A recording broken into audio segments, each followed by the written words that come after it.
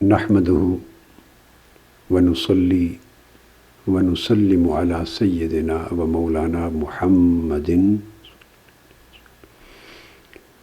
رسوله النبي الأمين المكين الحنين الكريم الرؤوف الرحيم. أما بعد، بسم الله الرحمن الرحيم. معزز سامعین و ناظرین، الحمد للہ تعالی اللہ جل مجدہ کی توفیق سے ہم تصوف اور تعلیمات صوفیہ پر قرآن و حدیث کی روشنی میں گفتگو کر رہے ہیں، اور پچھلی چند نشستوں سے ہم جس موضوع پر بات کر رہے ہیں وہ ہے لفظ تصوف اور صوفی اور صوفیہ، ان سب الفاظ کا لغوی اشتقاق اور معنوی استحقاق، یعنی لغت اور معنی کے اعتبار سے اور اتباع اور تشبہ، مشابہت اور مماثلت کے اعتبار سے وہ کون سے عوامل ہیں، کون سے احوال ہیں اور کون سے لفظی مادے ہیں جن میں سے تصوف کے لفظ کو اور صوفیہ کے لفظ کو اخذ کیا گیا، اور تابعین اعظام اور تبع التابعین ان کے اس مبارک دور میں جو خیر القرون میں سے ہیں، ان میں تابعین نے اور اتباع التابعین نے ان کو یعنی خاص اس دور کے زاہد، عابد، عارف، متقی اور صاحبان ورع لوگوں کو یہ جو ٹائٹل دیا اور ان کے شعار زندگی کو یہ جو عنوان دیا گیا تصوف کا، اور اس طبقے کو صوفیہ کے لقب کے ساتھ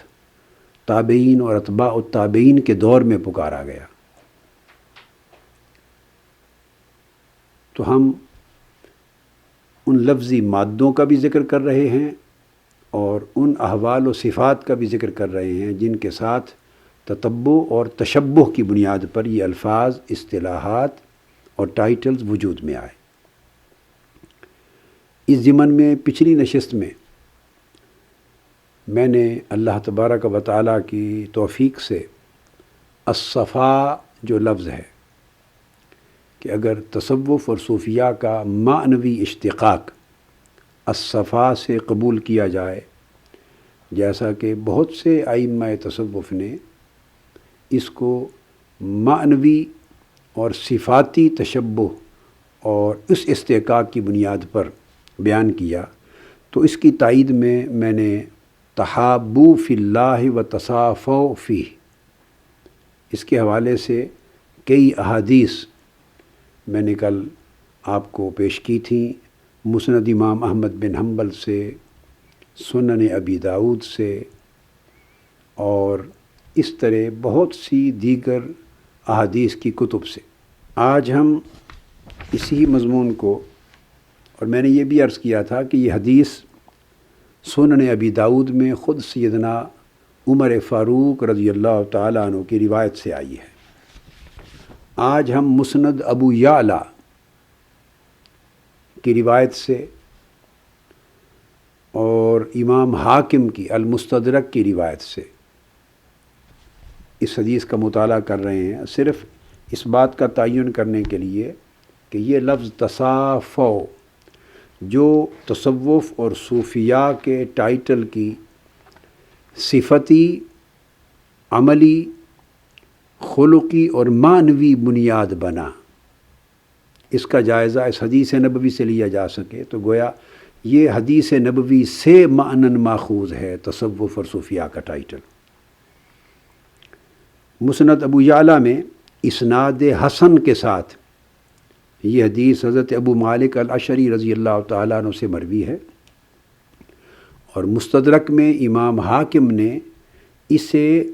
اسناد صحیح کے ساتھ روایت کیا ہے۔ مضمون وہی ہے۔ آج میں حدیث یہ دوبارہ پڑھ لیتا ہوں چونکہ نئی کتب ہیں۔ کل میں نے پڑھی تھی مسند احمد بن حنبل کی روایت، اور تائید میں پھر باقی کتب حدیث کو میں نے ساتھ لے لیا تھا۔ کل صلوات والسلام نے صحابہ کرام سے خطاب کیا متوجہ ہو کر، اور ارشاد فرمایا یا ایھا الناس اسمعوا واعقلوا واعلموا، اے لوگو، یعنی صحابہ کرام آقا علیہ السلام کے مخاطب تھے، میری بات کو دھیان سے سنو، اور جو میں کہہ رہا ہوں اس کو سمجھو اپنے عقل اور فہم کے ساتھ، اور اس کو اچھی طرح جان لو کہ ان للہ عز وجل عبادا لیسوا بانبیاء ولا شہداء، کہ اللہ تبارک و تعالیٰ کے کچھ بندے ایسے ہیں اور ایسے ہوں گے میری امت میں جو نہ تو انبیاء ہیں اور نہ شہداء۔ یغبطہم النبیون والشہداء علی منازلہم وقربہم من اللہ، مسند احمد بن حنبل کی حدیث میں علی مجالسہم وقربہم من اللہ کا لفظ آیا تھا کہ اللہ تبارک و تعالیٰ اپنے قرب خاص میں جو نشستیں ان کو عطا فرمائے گا، اور اپنے قرب خاص میں یہاں ان کے بیٹھنے کی باوقار اور باعزت جگہیں عطا فرمائے گا، اس کی وجہ سے خود انبیاء اور شہداء بھی ان کے نصیب پہ رشک کریں گے کہ نبوت اور شہادت کا مرتبہ نہ پانے کے باوجود، یعنی نبی اور شہید نہ ہونے کے باوجود، اللہ رب العزت نے انہیں اپنے قرب خاص میں ان عظیم المرتبت نشستوں پر جگہ دی اور اپنی قرب خاص میں بٹھایا ہے عزت و منزلت کے ساتھ، جہاں انبیاء علیہ السلام اور شہداء کرام اور صدیقین بیٹھے ہوں گے۔ اس پر پھر الفاظ ہیں فَجَثَا رَجُلٌ مِّنَ الْأَعْرَابِ مِنْ قَاسِيَةِ النَّاسِ، وہی مضمون ہے۔ پھر ایک اعرابی شخص اعرابی آ گیا، وہ کھڑا ہوا، وَأَلْوَىٰ بِيَدِهِ إِلَى النَّبِيِّ صلی اللہ علیہ وآلہ وسلم، آقا علیہ الصلوۃ والسلام کی طرف اشارہ کر کے اس نے عرض کیا، فقال یا رسول اللہ صلی اللہ علیہ وآلہ وسلم، آقا ناس من الناس لیسوا بانبیاء ولا شہداء، عجیب بات ہے کہ لوگوں میں سے کچھ لوگ ایسے ہیں کہ نہ تو انبیاء ہیں نہ شہداء ہیں، یغبطہم الانبیاء والشہداء علی مجالسہم، مگر ان کو قیامت کے دن قرب الہی میں ایسی مجالس پر، ایسی نشستوں پر بٹھایا جا رہا ہے کہ خود انبیاء اور شہداء بھی ان کی اعلیٰ نصیبی اور خوش بختی پہ رش کر رہے، علی مجالسہم وقربہم من اللہ، اور اللہ کے حضور ان کے قرب پر رش کر رہے ہوں گے۔ یہ بات کہہ کر پھر عرض کیا انعتہم لنا وجلہم لنا،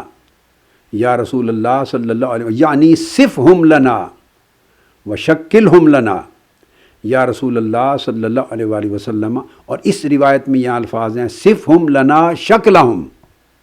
یہ مختلف روایات میں مختلف الفاظ آئے ہیں کہ یا رسول اللہ آپ ان کی مزید تعریف ہمیں بیان کیجئے، ان کو ڈیفائن کیجئے، ان کی شناخت بیان کیجئے، مزید وضاحت کے ساتھ ہمیں سمجھائیے کہ وہ خوش نصیب کون ہیں، ان کی مزید صفات بیان کیجئے، صفہم لنا شکلہم، ان کی کیا شکل و صورت ہوگی، ان کا عنوان کیا ہوگا، پہچان کیا ہوگی، ان کے اوصاف اور ان کی صفات کیا ہوں گی، ہمیں ان کو اور وضاحت کے ساتھ بیان کیجئے۔ فسر وجہ النبی صلی اللہ علیہ وآلہ وسلم بسؤال الاعرابی، تو اعرابی کے سوال پر آقا علیہ الصلوۃ والسلام کا چہرہ انور چمک اٹھا، تمتما اٹھا۔ فقال رسول اللہ صلی اللہ علیہ وسلم ہم ناس من افناء الناس ونوازع القبائل، آقا علیہ السلام نے فرمایا کہ وہ مختلف لوگوں کے طبقات میں سے اور مختلف قبائل میں سے ان کا تعلق ہوگا، کوئی کہیں سے، کوئی کسی قبیلہ سے، کوئی کسی قوم سے، کوئی کسی نسل سے، کوئی کسی علاقے سے وہ لوگ ہوں گے، لم تصل بینہم ارحام متقاربۃ، مگر ان کے درمیان باہمی کوئی خونی رشتہ نہیں ہوگا جس کی وجہ سے وہ ایک دوسرے سے محبت کریں، ایک دوسرے کی قربت چاہیں اور ایک دوسرے کے ساتھ تعلق پیدا کریں، کوئی خونی رشتہ۔ اور بعض دیگر روایات میں یہ بھی ہے کہ مالی رشتہ اور کاروباری لین دین بھی نہیں ہوگا ان کے درمیان۔ تحابوا فی اللہ وتصافوا، وہ صرف اللہ کی وجہ سے ایک سے دوسرے سے،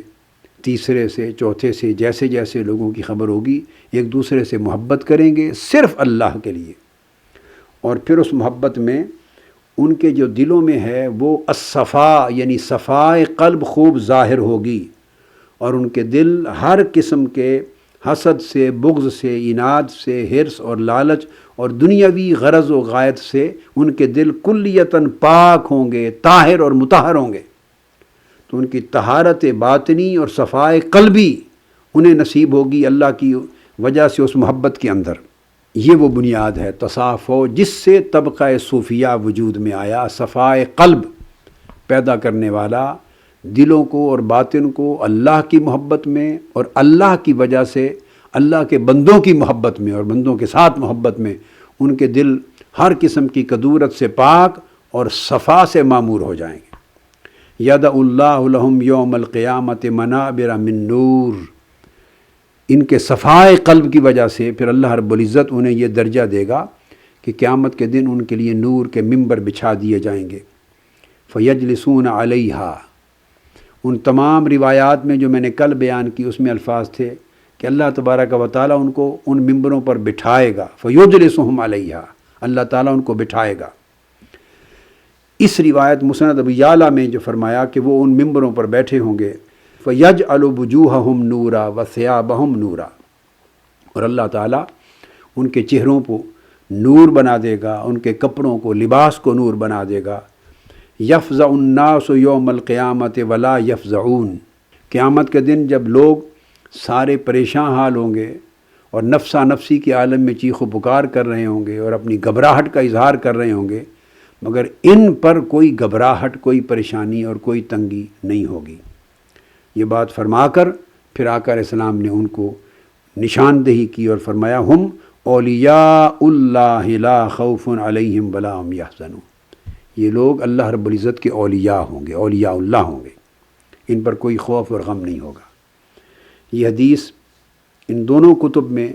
سند صحیح کے ساتھ بھی اور سند حسن کے ساتھ بھی روایت ہوئی ہے۔ اب اسی طرح یہ حدیث جیسا کہ میں نے عرض کیا سنن ابی داؤد میں آئی ہے سیدنا فاروق اعظم رضی اللہ تعالیٰ عنہ کی روایت سے۔ اب میں سنن ابی داؤد کی روایت پڑھ رہا ہوں، اس کے الفاظ بھی یہ ہیں کہ ان من عباد اللہ لاناسا، کہ بے شک اللہ کے بندوں میں کچھ لوگ ایسے ہوں گے، آگے مضمون پھر اسی طرح کا، ما ہم بانبیاء ولا شہداء یقبتہم الانبیاء والشہداء یوم القیامۃ بمکانہم من اللہ، نہ نبی ہوں گے نہ شہید، لیکن اللہ تعالیٰ انہیں اپنے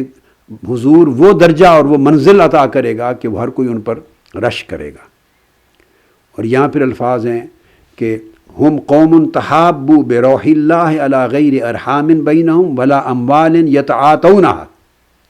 نہ مالی رشتہ ہوگا نہ خونی رشتہ ان کو ایک دوسرے کے قریب کرنے والا۔ اور ان کے لیے پھر آقا علیہ السلام نے فرمایا فواللہ، اللہ کی قسم، ان وجوہہم لنور، یہ سیاستہ میں سنن ابی داؤد کی روایت ہے، وَإِنَّهُمْ لَعَلَىٰ نُورٍ، اللہ کی قسم وہ سراپا نور نظر آئیں گے، سراپا نور ہوں گے، اور ان کے اوپر بھی نور ہوگا اور وہ خود بھی نور پر گامزن ہوں گے۔ وَلَا يَخَافُونَ إِذَا خَافَ النَّاسِ، جب لوگوں پر خوف طاری ہوگا یہ بے خوف ہوں گے۔ وَلَا يَحْزَنُونَ إِذَا حَزِنَ النَّاسِ، جب لوگ غمزدہ ہوں گے ان پر کوئی غم نہیں ہوگا۔ یہاں تک بیان کر کے اب سنن ابی داؤد کی روایت میں سیدنا فاروق اعظم رضی اللہ تعالیٰ عنہ فرماتے ہیں وَقَرَأَ هَٰذِهِ الْآيَةِ، یہ صفات بیان کر کے پھر آقا علیہ السلام نے اس کی تائید میں ان کی نشاندہی کرتے ہوئے اس آیت قرآنی کو تلاوت فرمایا، الا ان اولیاء اللہ لا خوف علیہم ولا هم یحزنون، سورہ یونس کی آیت نمبر 62 کی تلاوت کیا۔ یہ سنن ابی داؤد میں سیدنا فاروق اعظم رضی اللہ تعالیٰ عنہ سے۔ اسی طرح پھر طبرانی نے اسناد حسن کے ساتھ حضرت ابو الدرداء سے روایت کیا ہے۔ الفاظ تھوڑے تھوڑے مختلف مضمون کے بیان کے، ہر صحابی جب روایت کرتا ہے تو وہ بیان آ جاتے ہیں۔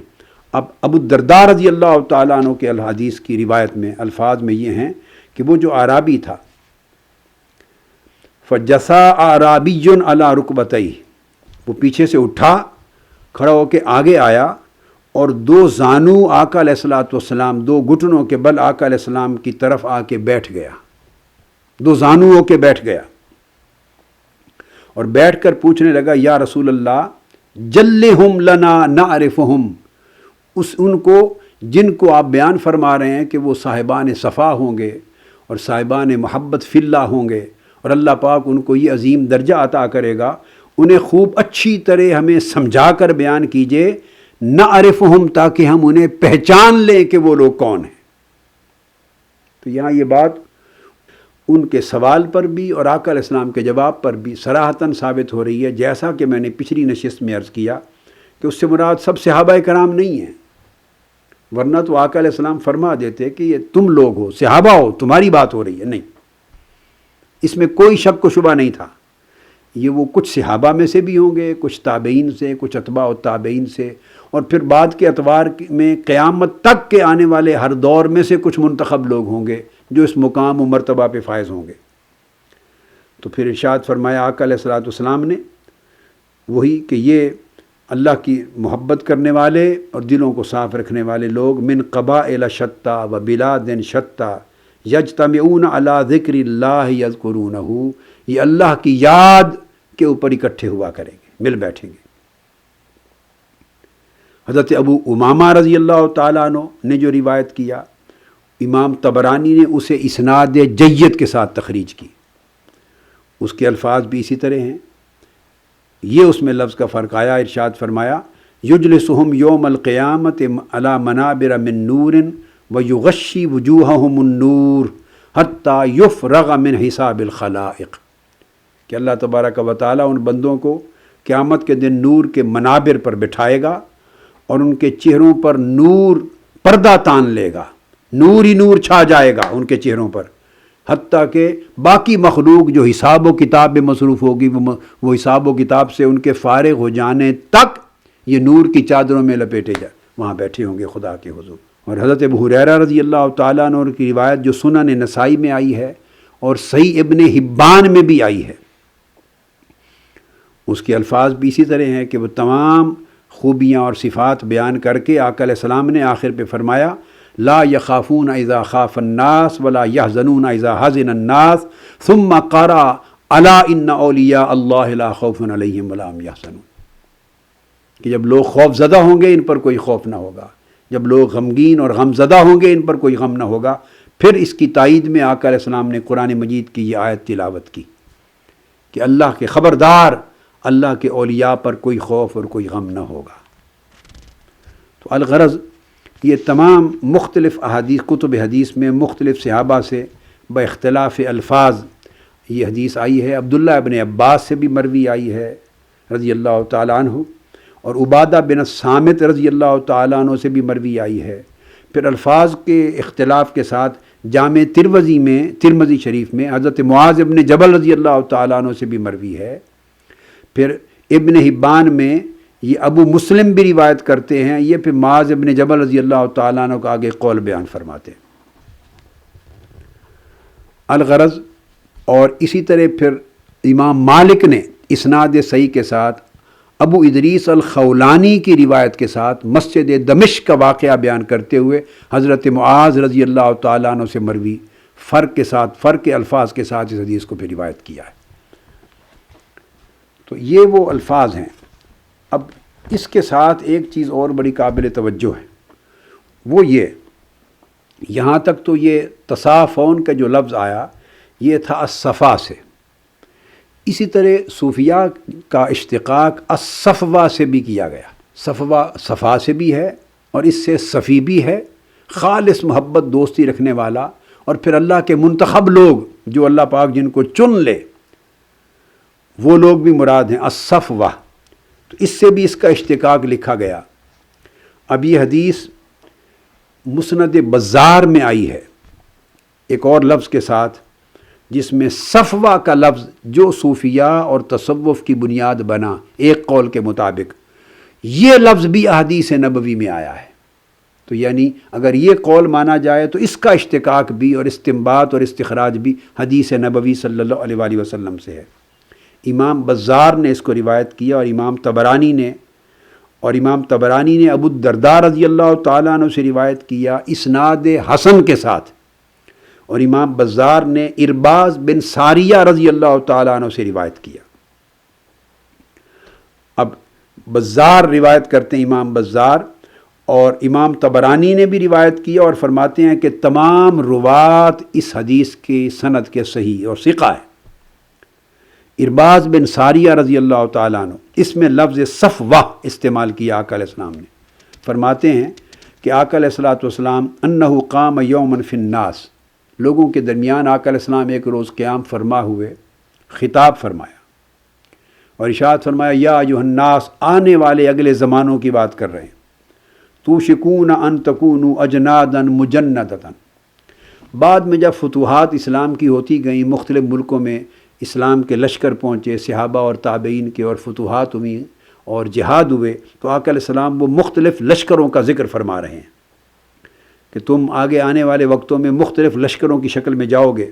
جندم بالشام، ایک لشکر ملک شام میں جائے گا، بلاد شام میں۔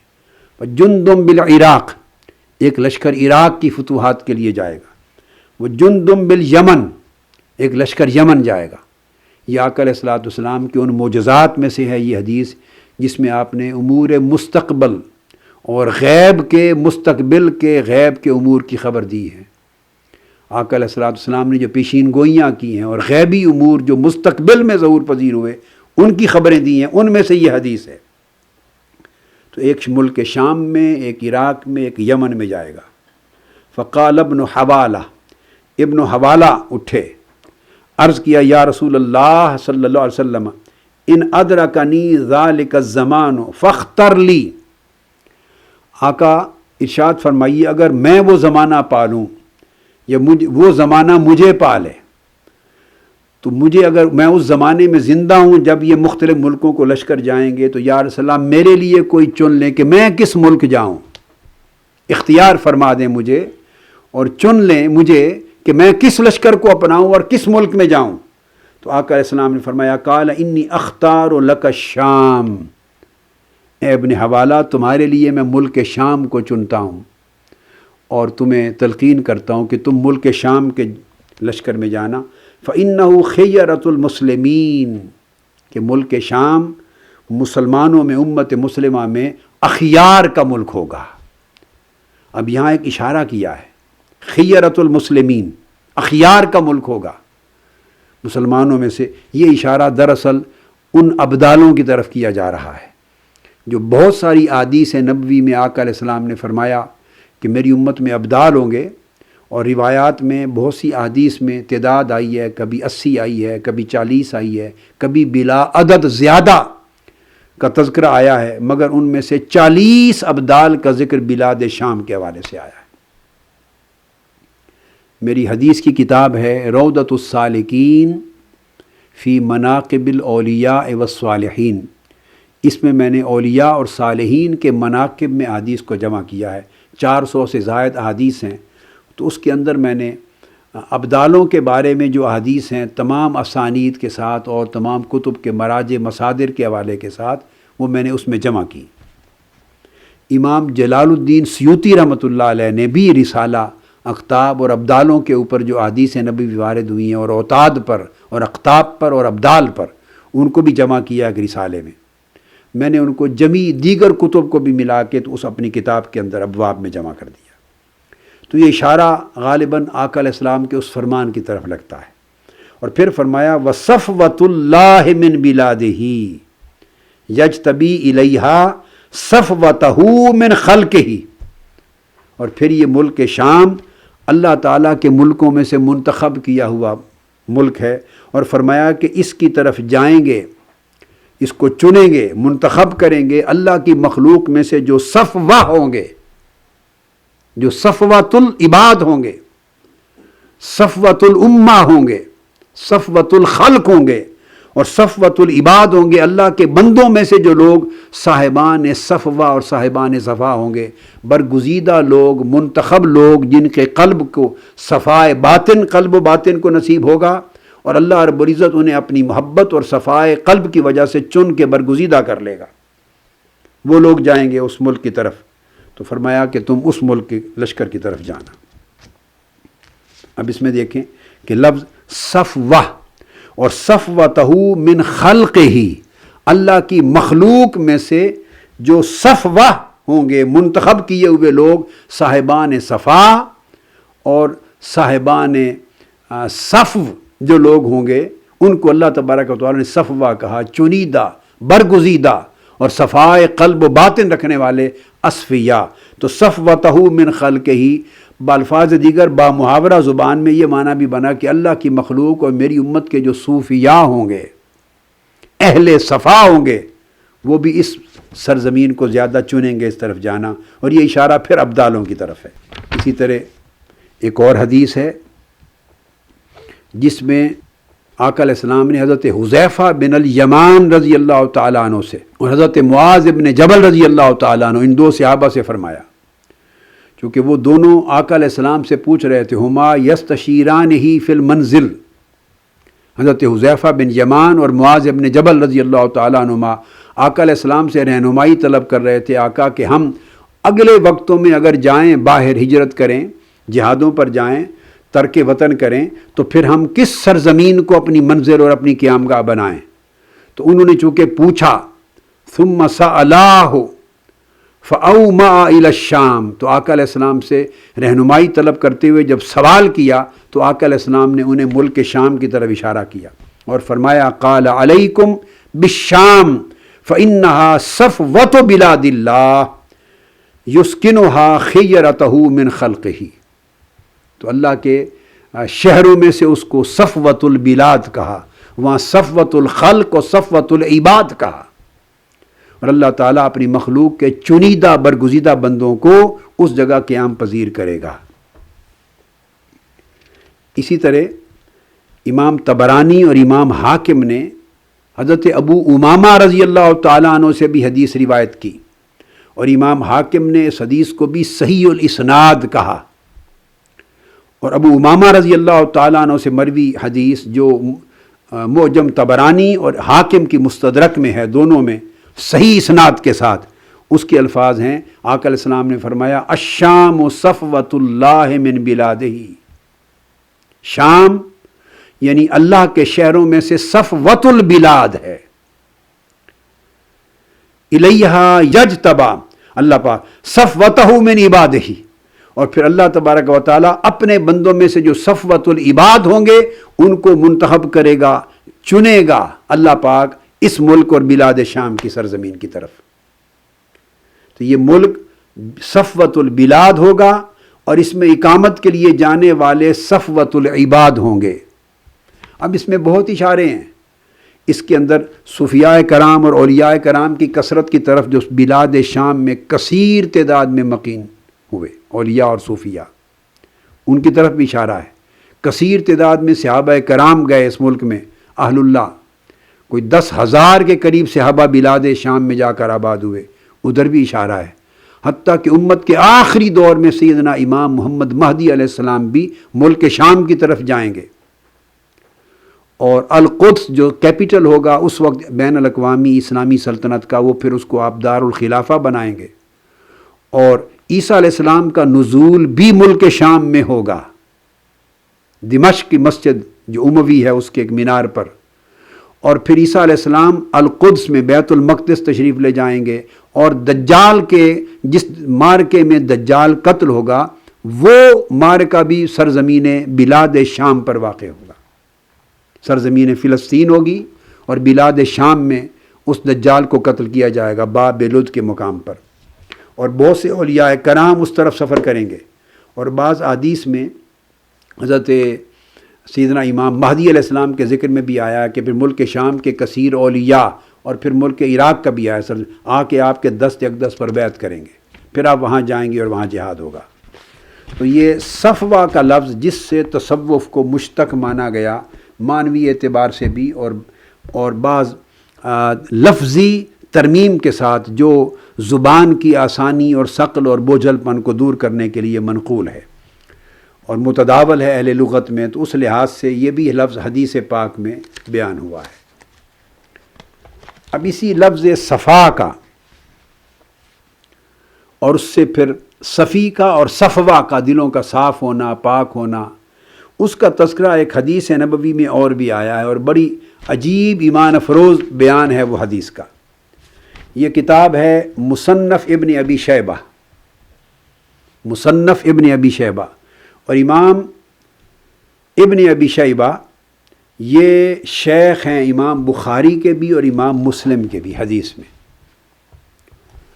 اور صحیح مسلم کو تو اگر آپ پڑھیں تو ہر دوسری، تیسری یا چوتھی حدیث کے بعد امام مسلم سمجھیں ہر تیسری، چوتھی یا پانچویں حدیث اپنے شیخ امام ابن ابی شیبہ سے لایا، ان کی روایت سے لایا۔ اتنا کثرت کے ساتھ صحیح مسلم میں اعتماد کیا ان کی مرویات پر، اور دیگر اصحاب صحاح ستہ کے کئیوں کے شیوخ ہیں،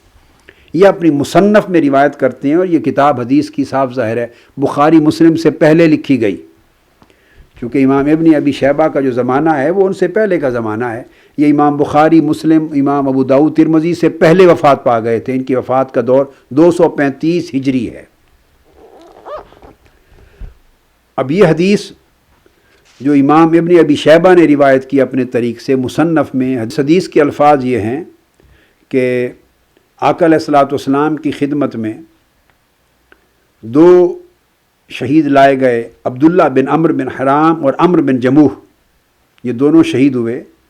آقا علیہ الصلوۃ والسلام کی بارگاہ میں لائے گئے غزوہ میں، تو آقا علیہ السلام نے فرمایا فقال ادفنوہما فی قبر واحد فإنہما کانا متصافیین فی الدنیا۔ آقا علیہ السلام نے فرمایا کہ ان دونوں کو ایک ہی قبر میں دفن کر دو، اس لیے کہ یہ دنیا میں بھی اہل صفا تھے دونوں، ان کی محبت میں وہ صفا تھی کہ ہر قسم کے حرص، لالچ، مالی، خونی، دنیاوی غرض اور تعلق سے کلیتاً ان کی محبت اور تعلق پاک تھا، اور ان کے دل صاحب صفا والے دل تھے دونوں، اور ان کی محبت میں صفا تھی، یہ صفی خالص تھے ایک دوسرے کے لیے، متصافیین فی الدنیا، دنیا میں بھی یہ صاحبان صفا تھے ایک دوسرے کے لیے، ان دونوں کو آخرت کے لیے بھی ایک ہی قبر میں دفن کر دیا جائے۔ اب یہ لفظ متصافیین یہ بھی بنیاد بنا، یعنی تصوف اور صوفیہ کے لفظ کے لیے، تصوف اور صوفیہ کے لفظ کی یہ بنیاد بنا۔ یہ لفظ صفا اور الصفوہ سے اشتقاق کی گفتگو تھی۔ اب آگے میں آ رہا ہوں، اگلی کتاب لے رہا ہوں، عوارف المعارف، امام شہاب الدین ابو حفص عمر بن محمد السہروردی البغدادی الشافعی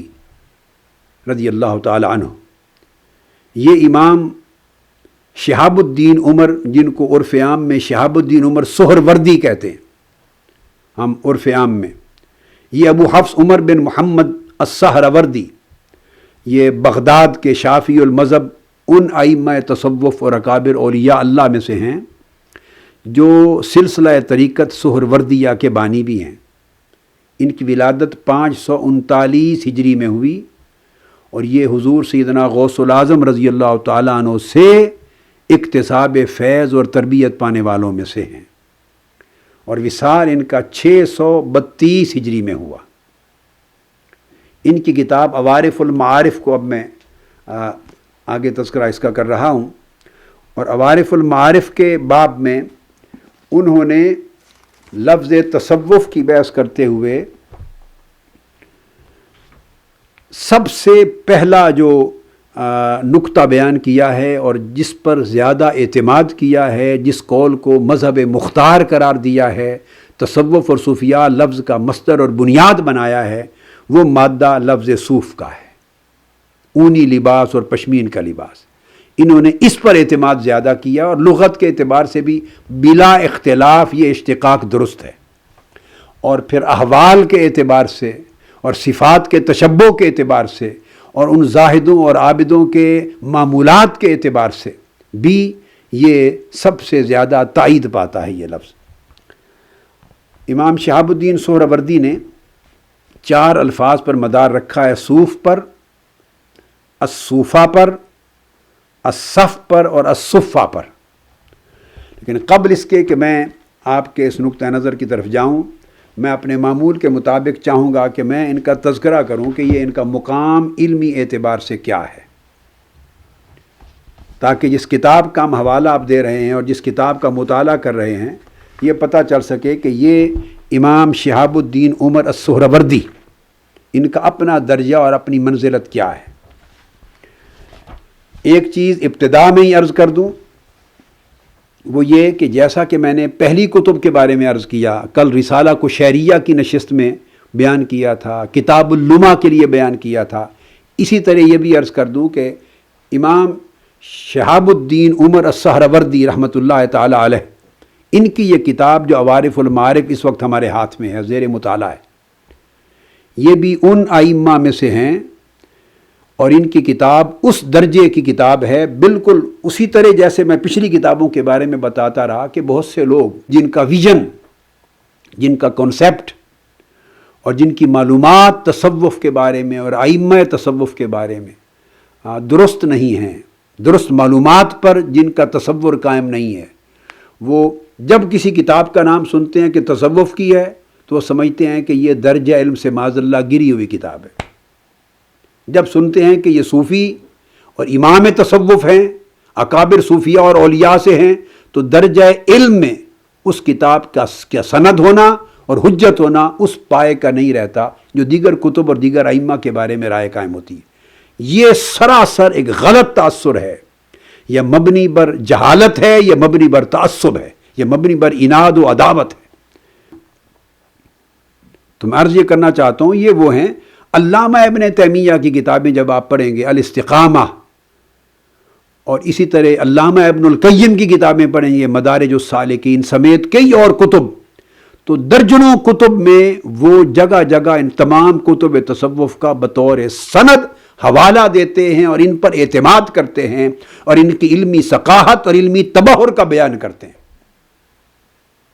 اب میں ان کی جو سند اس وقت کوٹ کر رہا ہوں، پہلی کتابوں کی طرح یہ امام شہاب الدین عمر سہروردی رحمۃ اللہ تعالی علیہ،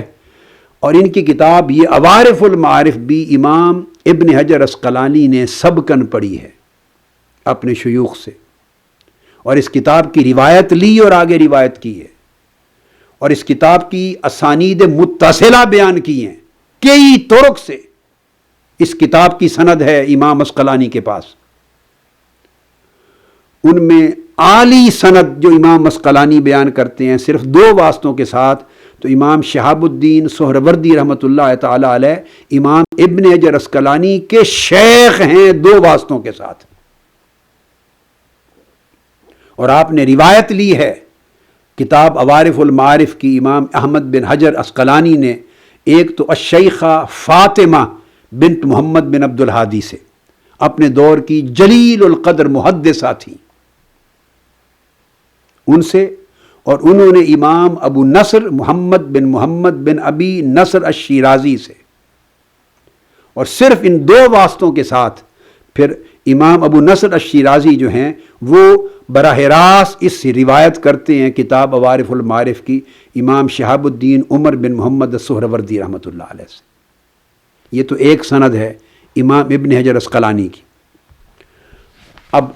امام عسقلانی کی دوسری سند، امام عسقلانی روایت کرتے ہیں اپنی دوسری سند میں، وہ بھی عالی سند ہے، وہ بھی عالی سند ہے، اور اس میں 3 واسطے ہیں صرف۔ یہ پہلی سند جو میں نے کوٹ کی اس میں 2 واسطے، اور ایک اور عالی سند وہ ایک اور بھی 2 واسطوں کے ساتھ ہے، 4 کئی اسانید سے امام ابن حجر عسقلانی نے عوارف المعارف کی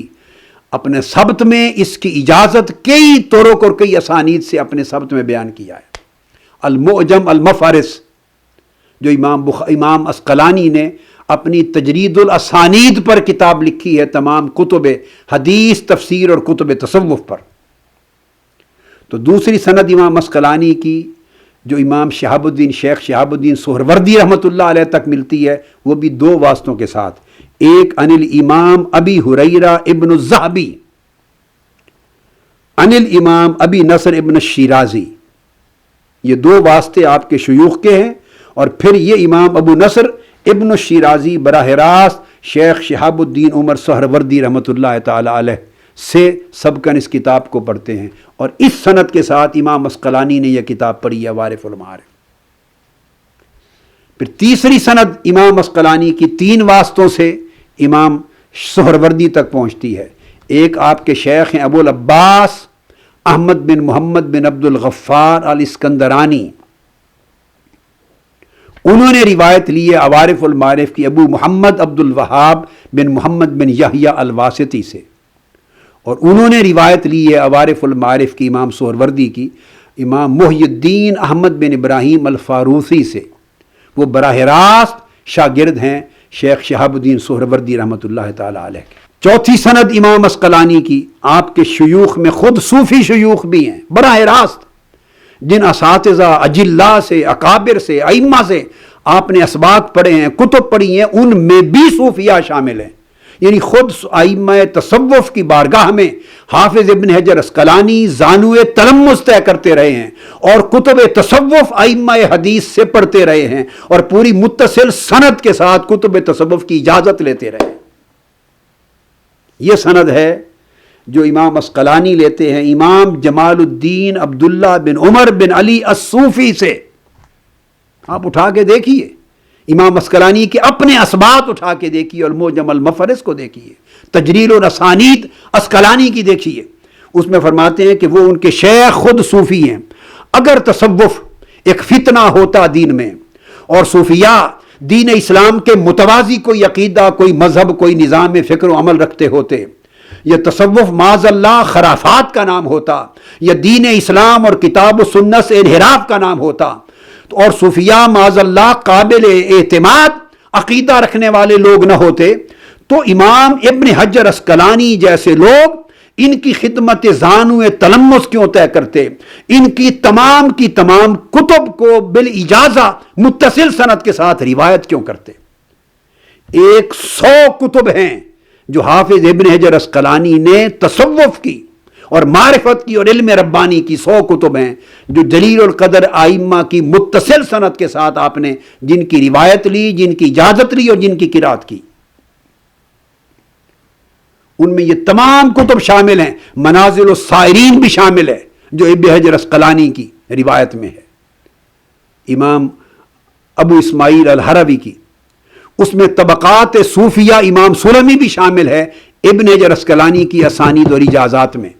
اس میں امام ابو القاسم القشیری کی رسالہ قشیریہ بھی شامل ہے، اس میں امام ابو نصر السراج الطوسی کی کتاب اللمع بھی شامل ہے، اس میں حلیۃ الاولیاء بھی شامل ہے، اس میں بے شمار کتب تصوف کی شامل ہیں، جتنی معروف کتب تصوف کی ہم پڑھتے اور جن کا ذکر آگے آئے گا۔ اور یہ سند ان کی امام جمال الدین عبداللہ بن عمر الصوفی سے ہے، اور وہ البدر محمد بن احمد بن خالد الفارقی اور امام عبد الوہاب بن خالد بن عثمان بن ابی الحوافر ان 2 شیوخ سے پڑھتے ہیں، اور انہوں نے یہ سند اور اجازت لی ہے قراءت عوارف المعارف کی امام قطب الدین محمد بن احمد بن علی القسطلانی کی۔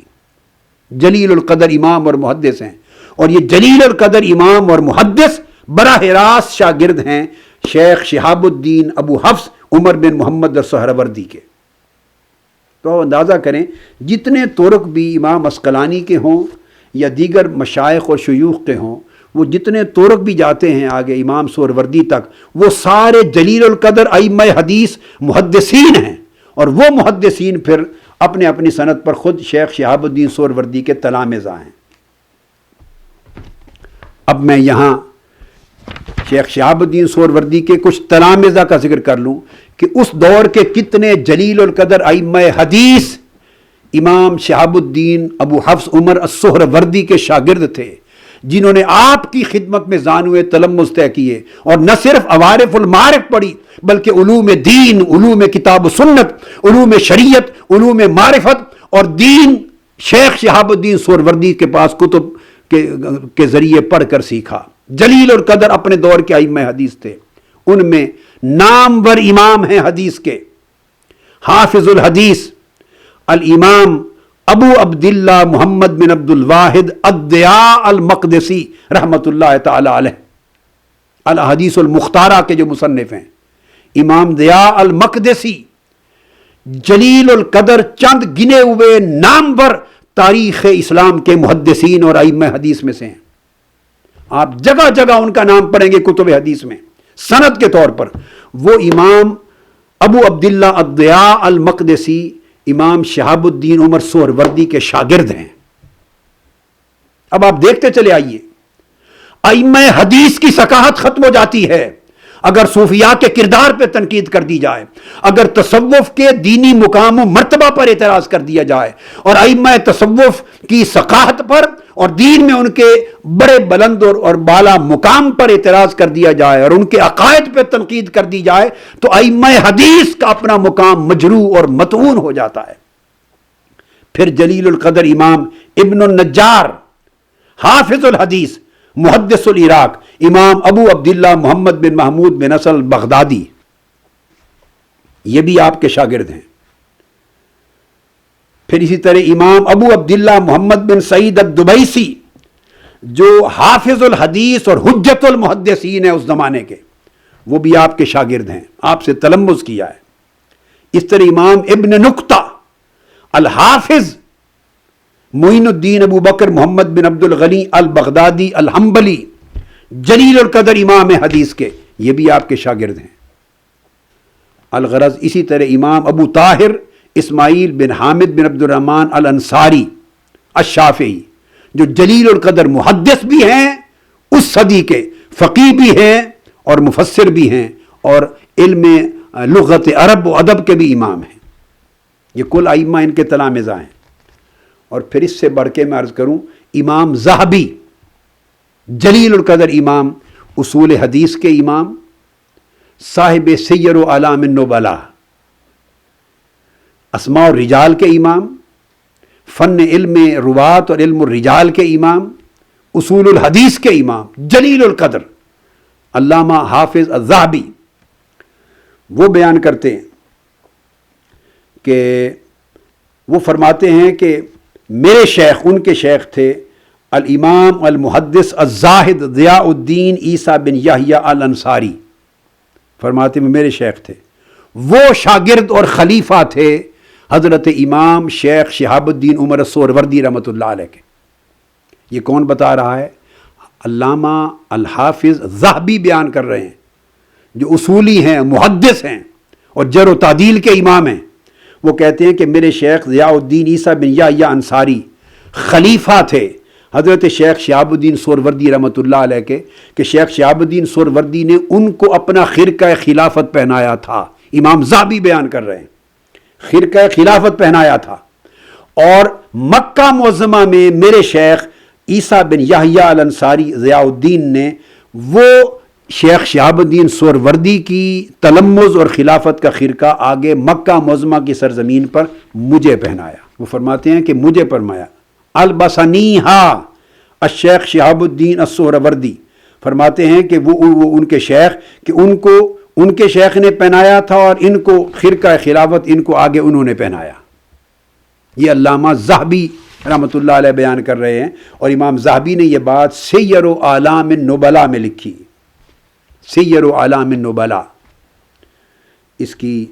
جو مفصل تفصیلی اس کی مجلدات، اس کی جلد 22 صفحہ 373 اور 374 پر یہ حافظ ذہبی نے بیان کیا۔ پھر ان کے مقام کو اس طرح امام الحافظ المنذری بیان کرتے ہیں کہ یہ اپنے وقت کے امام تھے۔ اسی طرح حافظ ابن نجار بیان کرتے ہیں کہ وہ شیخ الوقت تھے۔ اس طرح دیگر ائمہ،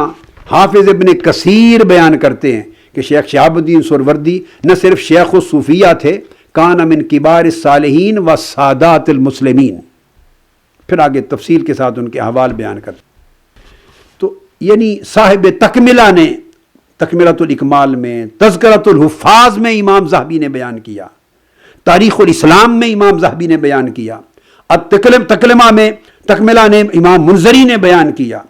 معجم البلدان میں یاقوت الحموی نے بیان کیا کہ یہ وہ اتنا بڑا بلند درجہ اور بلند پایا تھا شیخ شہاب الدین سہروردی کا. اور اس بہانے آپ کو میں نے یہ بات بھی سمجھا دی کہ ایک ایک دیکھتے چلے آئیں. امام سلمی کی بات ہوئی، امام قشیری کی بات ہوئی، امام ابو نصر السراج الطوسی کی بات ہوئی، اور اب امام شیخ شہاب الدین عمر السہروردی کی بات ہوئی. اور ان کو کوٹ کرتے ہیں علامہ ابن تیمیہ. خود علامہ ابن تیمیہ کوٹ کرتے ہیں اپنی کتاب الاستقامہ میں. وہ فرماتے ہیں کہ ان کی روایت دیگر سند سے بھی، اور پھر امام ابن قدامہ الحنبلی فرماتے ہیں علامہ ابن تیمیہ کہ میں نے علامہ ابن قدامہ کے اپنے ہاتھ سے بخط ہی لکھی ہوئی یہ روایت پڑھی ہے کہ وہ شیخ شہاب الدین سہروردی سے روایت کرتے تھے. امام ابن قدامہ الحنبلی جلیل القدر امام فقہ حنبلی کے اور محدث، وہ روایت کرتے تھے کہ شیخ شہاب الدین سہروردی اپنی نوجوانی کی عمر میں 14 برس عمر تھی. اب یہ کون بیان کر رہا ہے کرامت؟ علامہ ابن تیمیہ بیان کر رہے ہیں. میں یہ سارے ریفرنس اس لیے دے رہا ہوں کہ ایک تو تصوف کی ایک ایک کتاب کے مقام و مرتبہ کا بھی پتہ چل جائے، ائمہ تصوف کا علم دین اور علم شریعت میں ان کا اتھارٹی ہونا بھی پتہ چل جائے، اور یہ بھی معلوم ہو جائے کہ علوم شریعت اور علوم دین اور علوم حدیث کے کس کس درجے کا امام اور علامہ ان کو بطور سند کوٹ کرتا اور ان کی روایات کو لیتا ہے. اب علامہ ابن تیمیہ کو کوٹ کر رہا ہوں ان کی کتاب الاستقامہ میں. تو بیان کرتے ہیں کہ حضرت شیخ شہاب الدین سہروردی اپنے چچا ابو النجیب سہروردی کے ساتھ فرماتے ہیں کہ میں حضور سیدنا غوث العظم شیخ عبد القادر جیلانی رضی اللہ تعالیٰ عنہ کی خدمت میں گیا، اور میرے چچا اور ان کے شیخ حضرت ابو النجیب سہروردی اکثر نماز ان کے جوار میں ان کی خدمت میں جا کے پڑھتے. مجھے وہ لے گئے، میں متذبذب تھا اب علوم پڑھنے کے بعد کہ مزید علم کلام میں یہ کتاب پڑھوں یا یہ کتاب پڑھوں، کون سی کتاب پڑھوں علم کلام میں. کہتے یہ میں گیا کہ جب نماز سے فارغ ہوں گے تو پھر میں عرض کروں گا حضرت کی خدمت میں، یا میرے شیخ میرے چچا پوچھیں گے کہ یہ میرا بیٹا اور بھتیجا ہے، تو حضور آپ فرمائیے کہ کون سی کتاب علم کلام اور علم العقائد میں پڑھنا اس کے لیے بہتر ہے. نماز کے بعد پوچھنا تھا. فرمایا جو ہی نماز کے لیے کھڑے ہوئے، ابھی گفتگو نہیں کی تھی، یہ علامہ ابن تیمیہ کی میں کوٹیشن دے رہا ہوں الاستقامہ سے. تو فرماتے ہیں علامہ ابن تیمیہ لکھتے ہیں کہ ابھی شیخ شہاب الدین سہروردی رحمۃ اللہ علیہ نے بات نہیں کی تھی کہ سیدنا غوث العظم شیخ عبد القادر جیلانی رضی اللہ تعالیٰ عنہ، اور ان کا نام لکھتے ہوئے علامہ ابن تیمیہ لکھتے ہیں قطب العارفین الشیخ عبد القادر الجیلی، قطب العارفین. یہ علامہ ابن تیمیہ کا عقیدہ ہے اولیاء کے بارے میں، صوفیاء کے بارے میں، کہ قطب العارفین سیدنا شیخ عبد القادر الجیلانی پیچھے متوجہ ہوئے اور شہاب الدین عمر سہروردی کو مخاطب ہو کے کہنے لگے کہ بیٹے نہ اس کتاب سے آخرت ملے گی نہ اس کتاب سے آخرت ملے گی جو پوچھنے آئے ہو. اس کتاب کو پڑھو جس سے دل کا حال صاف ہو جائے اور آخرت میں اللہ کا قرب نصیب ہو جائے. اور یہ کہہ کر علامہ ابن تیمیہ لکھتے ہیں کہ شیخ عبد القادر جیلانی رضی اللہ تعالیٰ عنہ نے کشف کے ذریعے ان کے دل کا حال معلوم کر لیا. یہ تھا تصوف کے بارے میں ان جلیل القدر ائمہ کا نقطہ نظر اور عقیدہ، اور ان کی کتب کے بارے میں اور ان کے مقام و مرتبہ کے بارے میں، اور اس طرح وہ بیان کرتے تھے ان کا تذکرہ، القاب کے بغیر نام نہیں لیتے تھے. یہ تفصیلات ایک ایک کتاب کے ذریعے انشاءاللہ اپنی اپنی باری پر آگے آئیں گی. تو میں نے شیخ شہاب الدین سہروردی رحمۃ اللہ علیہ کا تذکرہ اور ان کی کتاب عوارف المعارف کا مقام و مرتبہ اس لیے بیان کیا کہ انشاءاللہ اگلی نشست میں اب ہم اس کتاب کا مطالعہ لفظ تصوف کے معنی اور اس کے لغوی اشتقاق سے شروع کرنے والے ہیں. وما علینا الا البلاغ. شیخ الاسلام ڈاکٹر محمد طاہر القادری کے آفیشیل یوٹیوب چینل کو سبسکرائب کریں اور بیل آئیکن کلک کریں.